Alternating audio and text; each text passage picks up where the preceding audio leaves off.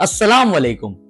तो आज हमारे साथ हुज़ैफा भाई हमारे साथ है, जो कि हमारे वीजा ऑफिसर है, सीनियर वीजा ऑफिसर है एंड उनके ओवरऑल एक्सपीरियंस को लेके हम इस बार एक वीजा सर्विसेज की सीरीज इंट्रोड्यूस करने जा रहे हैं, जिसके अंदर हम इनिशियल लेवल पे एशिया को लेके चलते हैं और आज का हमारा जो मौजू है वो है चाइना।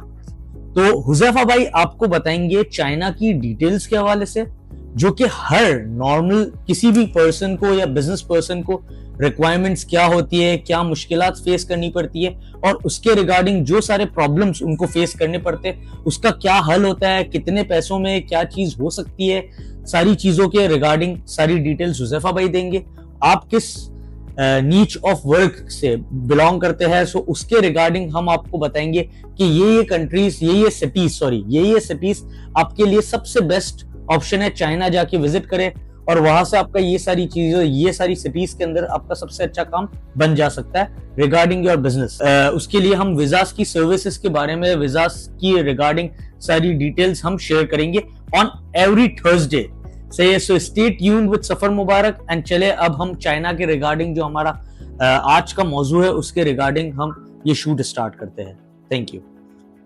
हुज़ैफा भाई, आप हमारे सीनियर ऑफिसर है, आपने बरसों से इतनी चाइना की वीजा अप्लाई की है। आपके पास 100 किस्म के लोग आते हैं जिनके 100 किस्म के अलग अलग इश्यूज होते हैं। हम उन इश्यूज को हाईलाइट करते हुए वो इश्यूज के रिगार्डिंग मैं आपसे कुछ सवालात करूंगा, आपको उसका जवाब देना है। जी वालेकुम अस्सलाम सर, कैसे हैं आप इब्राहिम भाई? अल्हम्दुलिल्लाह। अच्छा हुज़ैफा भाई, अब स्टार्टिंग इस तरीके से करते हैं कि समझे मैं सबसे इंटर्न पर्सन हूं जिसकी कोई ट्रैवल हिस्ट्री नहीं है, जिसका खाली अगर उम्रा हुआ हुआ तो उम्रा हुआ हुआ है और अल्लाह ने अब कुव्वत दी है कि मैं एक्सपोर्ट वगैरह इंपोर्ट वगैरह स्टार्ट करूं और अब मुझे चाइना के लिए जाना है। So what is the first step, what is the first baby step कि एज अ बिजनेस पर्सन मुझे चाइना की वीजा अप्लाई करने के लिए चीजें होनी चाहिए जिसके अगेंस्ट में मैं वीजा अप्लाई करने के लिए एलिजिबल हो सकता हूं? क्योंकि बहुत सारे लोग प्लान करते हैं बट बैक ऑफ हो जाते हैं कि डॉक्यूमेंट्स में ये इश्यूज है या चीजें। तो कोई ऐसा वे आउट बताइएगा कि वो लॉन्ग टर्म उन लोगों को अगर 6 महीने लगे, 6 महीने तक स्टेटमेंट कुछ बनानी पड़े या कुछ ऐसा कोई सिनेरियो, तो वो सारी चीजें एक ब्रीफली डिस्क्राइब कीजिए ना प्लीज मुझे।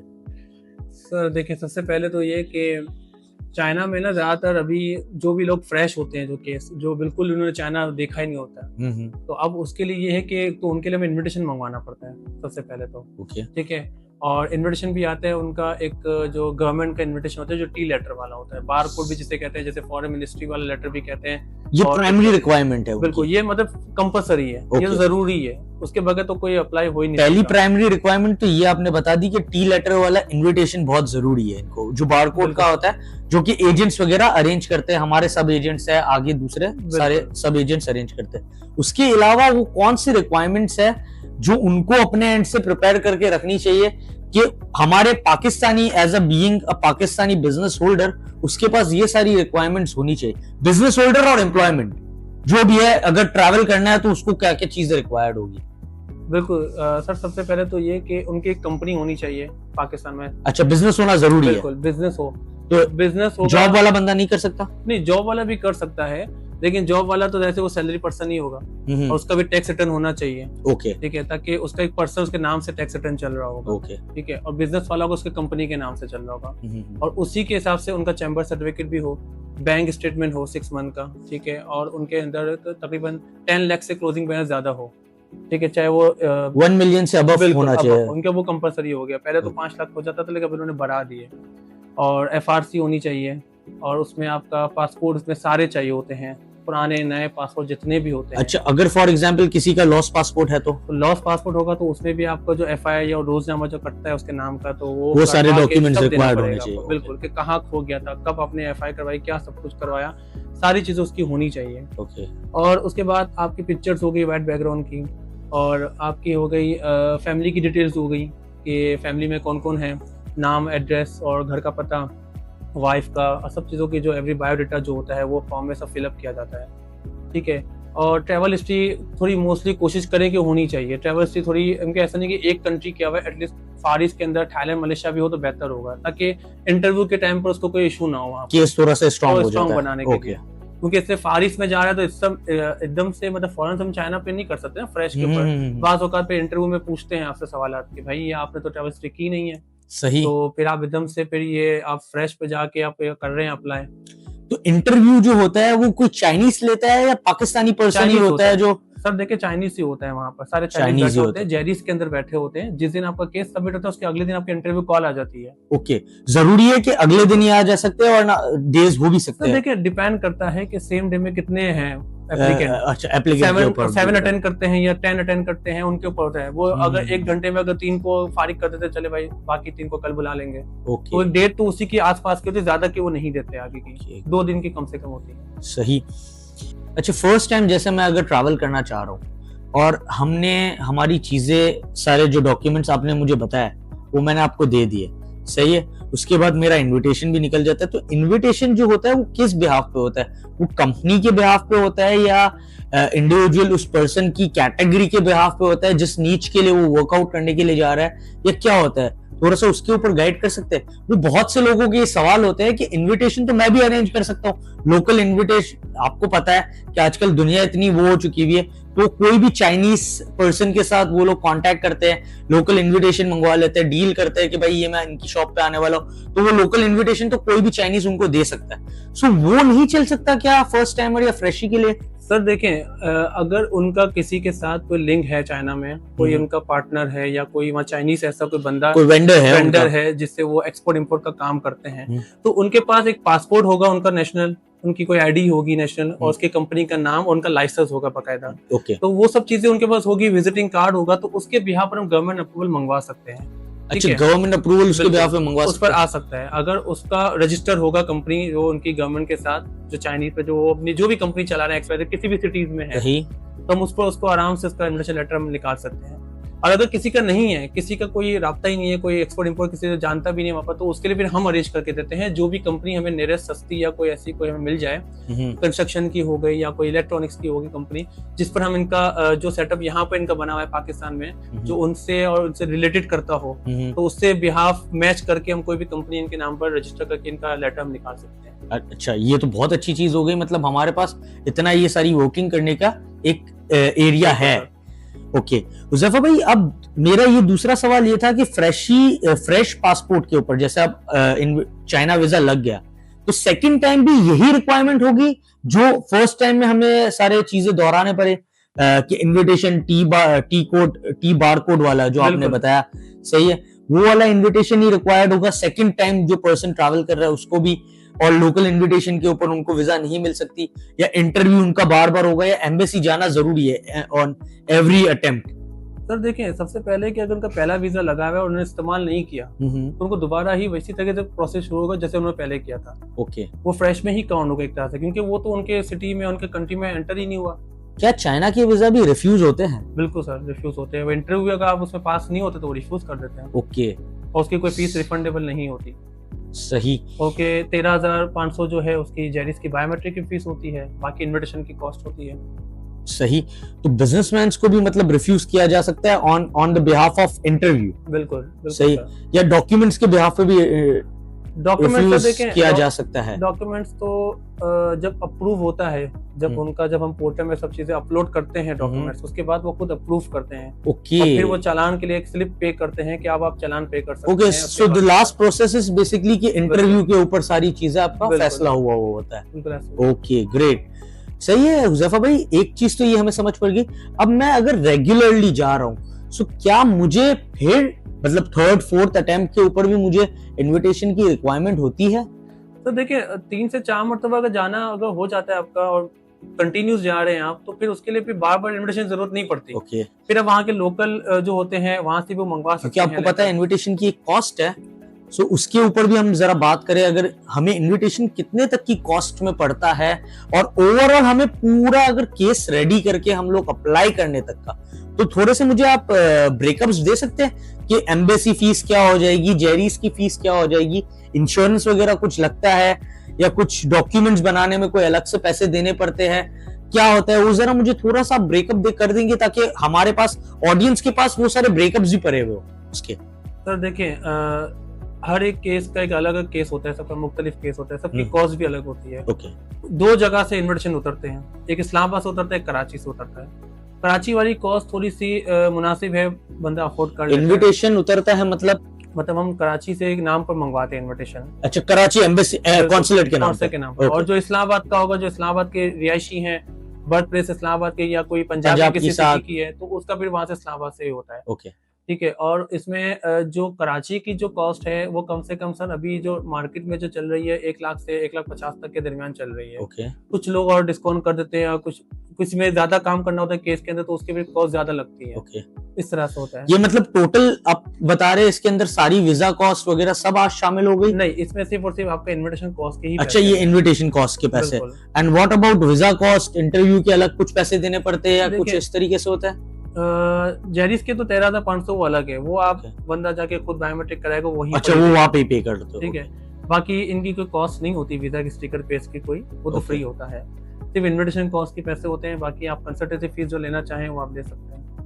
ओके, तो हम कंसल्टेंसी फीस और इन्विटेशन कॉस्ट प्लस 13,500 जेरीस के इस तरीके से इसको ब्रेकअप किया जा सकता है कि इसके अंदर इस बंदे का कोई भी अगर फ्रेश केस है जिसको अप्लाई करना है और वो अगर अपना इरादा पुख्ता कर रहे हैं तो वो ज्यादा डिफिकल्टीज तो नहीं होती, और ज्यादातर जो अप्रूवल रेशो है वो इंटरव्यू के बिहाफ पे, अगर वो पर्सन फिजिकली इस तरीके से अपियर किया जा सकता है कि अगर वो बिजनेस करने वाला बंदा है तो definitely he can get the approval for the visa, he can qualify for the visa, right? बिल्कुल।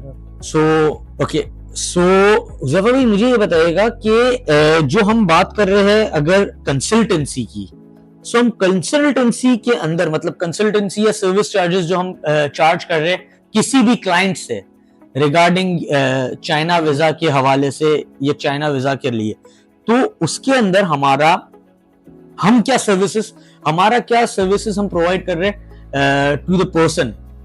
सर देखें, इसमें यह है कि हम जो इनका ऑनलाइन फॉर्म होता है जो इनकी वेबसाइट पर जो बाकायदा है वो हमें पूरा फिलअप करना होता है, और उससे रिलेटेड जो डॉक्यूमेंट्स हैं वो हम सब उसको अरेंज करके देंगे। टिकट्स हो गई, उनका वहाँ का जो लोकल वेंडर्स हैं उनके डॉक्यूमेंट्स हो गए, और यहाँ पर जो उनकी जो डिटेल्स हैं सारी, बैंक स्टेटमेंट हो गया, पासपोर्ट, NIC पिक्चर्स वगैरह हो गई, वो सब हम करके देंगे इनको। और दूसरा है कि इसमें एक चीज बहुत इंपॉर्टेंट होती है, पुलिस सर्टिफिकेट जो है वो लाजमी चाहिए होता है। ये बहुत जरूरी पॉइंट था जो कि हम मेरे ख्याल से हम मिस कर रहे थे। और वो इसमें वो अटैच करना भी बहुत जरूरी है मुफा से, और ये है ना डॉक्यूमेंट्स में पुलिस सर्टिफिकेट बहुत जरूरी होता है, वो रिक्वायर्ड है उसके अंदर, तो उसके बगैर तो केस ही आगे नहीं बढ़ेगा। अच्छा, और ये पुलिस कैरेक्टर सर्टिफिकेट किसी जगह से अटैच वगैरह भी होता है? बिल्कुल, मुफा से अटैच होता है। अच्छा, और ये पुलिस कैरेक्टर सर्टिफिकेट क्या उस बंदे को मिल सकता है जिसके नाम पे कोई FIR हुई भी हो या कोई कोर्ट केस चल रहा हो उसका? सर देखिए, मिल जाता है उसको भी, ऐसी कोई बात नहीं है। उनके पास अगर कोई केस चल रहा है, किसी जगह कोई कार्रवाई हो रही है कहीं पर, सिटी कोर्ट वगैरह कहीं पर भी, तो वो उसके वहां के डॉक्यूमेंट्स लाके वो जमा कर सकता है। अच्छा, तो उस पे क्लियरेंस दी होगी सारी, जज साहब ने। सो वो वहां से पुलिस कैरेक्टर सर्टिफिकेट उनको मिल जा सकता है। बिल्कुल, चले बेहतरीन। और होटल बुकिंग्स तो आप जाती मतलब नॉर्मली भी अगर कोई बंदा हमें अगर कंसल्टेंसी ना भी दे तो वो अप्लाई कर सकता है, इजी वे है इसका चाइना का? देखें, फ्रेश में तो थोड़ा मुश्किल होता है, अगर वो रेगुलर बंदा है उसको सब पता होगा तो वो खुद भी कर सकता है। सही। लेकिन फ्रेश में तो कम से कम उसको जो मेन चीज है इन्विटेशन, वो कहाँ से अरेंज करेगा, वो तो हम ही उसको करके दे सकते हैं। सही। सो फ्रेश वालों को देखिए, अब मार्केट इतनी अलग तरीके से वर्कआउट कर रही होती है, कराची की और पंजाब की मार्केट के अंदर आपको पता है लोग इन्विटेशन के नाम पे पैसे लेते हैं, सही है, जाली इन्विटेशंस बना के दे देते हैं, चीजें करते हैं। So what is a proper format कि आप अपने इन्विटेशन को वेरीफाई कर सकते हैं? इसका कोई आप चीज मुझे बता सकते हैं, ऐसी चीज कि इससे इसको पता चल जाए, वो चाहे हमसे काम करे या किसी दूसरे थर्ड पर्सन से काम करे, लेकिन उसको पता हो कि ये जो इन्विटेशन मेरे हाथ में आया हुआ है वो जाली नहीं है? तो देखिए, इसमें ये है कि इन्विटेशन जाली है तो इजीली कोई भी पता कर सकता है, क्योंकि इसमें फॉन्ट में पता चल जाता है, इसके जो टैपिंग फॉन्ट होती है। देखिए, वो तो आपको एज आप एक्सपर्ट है ना, लेकिन एज अ इंटर्न या फ्रेश केस होल्डर हमें वीजा का बारकोड कोई जगह स्कैन हो सकता है या कोई जगह से हम रीचेक करवा सकते हैं? तो वो एम्बेसी कर सकती है, उनके पास ही खुलेगा वो बारकोड, तो और कहीं पर कोई चेक नहीं कर सकता। अगर कोई फेक बना के देगा तो वो खुद भी चेक नहीं कर सकता कि कैसे, उसे पता ही नहीं होगा कि फॉर्मेट यही है या कुछ चेंज हो गया है। सो दैट मींस कि हमें जितने भी जो ऑडियंस हमारी देख रहे हैं उनको they need to be very highly careful कि इसको हम वेरीफाई नहीं किया जा सकता। इन बारकोड्स को, इन स्कैमर्स से कोई बचने का तरीका नहीं है। सो आप उन्हीं कंपनीज को रिकमेंड करें जो कि हाई प्रोफाइल हो और जिनका काम आपने देखा हो। So is that the thing you are willing to say? बिल्कुल, जो प्रोफेशन है, जिनको पता हो कि ये रेगुलर बेसिस पे ये काम कर रहे हैं, इनको पता है, तो ये बता सकते हैं चेक करके कि भाई ये ओरिजिनल है कि फेक है। अंडरस्टूड। सो ये बहुत सारी चीजें ये होती रहती है, फिर लोग रोते हैं कि हमारे पैसे डूब गए, चीजें होती है। तो ये उनके लिए भी एक हम लोग एक अल्टीमेटम दे देते हैं कि ये सिनेरियो है। हमने हमारा ये बहुत अच्छा रहा। आज का चाइना का जो केस था उसके रिगार्डिंग हुजैफा भाई ने हमें वीजा के रिगार्डिंग बहुत अच्छा गाइड किया। अच्छा, हम थोड़ा सा अब क्विकली चलते हैं कि व्हाट आर द सिनेरियोज के वहां पे चाइना अगर बंदा कोई ट्रैवल कर रहा है तो उसके अंदर what are the best tourism cities travel करने के लिए, अगर कोई नियत से जा रहा है, क्योंकि ट्रैवल वाले कम ही होते हैं, ज्यादातर बिजनेस वाले होते हैं। तो हम इसको इस तरीके से लेके चलेंगे कि बीजिंग है, शंघाई है, गोंगजू है, शेंजन है, ये सारी जगह जो है वहां पे आप जाके ट्रैवल किया जा सकता है आपका।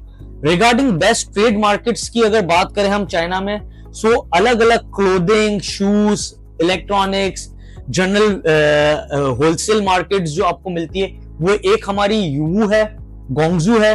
गोंगजू के अंदर वर्ल्ड्स लार्जेस्ट होलसेल मार्केट कहलाती है, यूवू की मार्केट जो कहलाती है। उसके काफी स्टेशंस है उस यूवू की मार्केट के। सो उसके अंदर मल्टीपल हमें कैटेगरी नीचेस का हमें सामान वहां पे मिल सकता है, जैसे कि टॉयज हो गए, स्टेशनरी हो गई, होम एसेसरीज हो गई, डेकोरेशन आइटम हो गया, और बल्क में ऑर्डर आप कर सकते हो वहां से। सो एक ये चीज हो जाती है।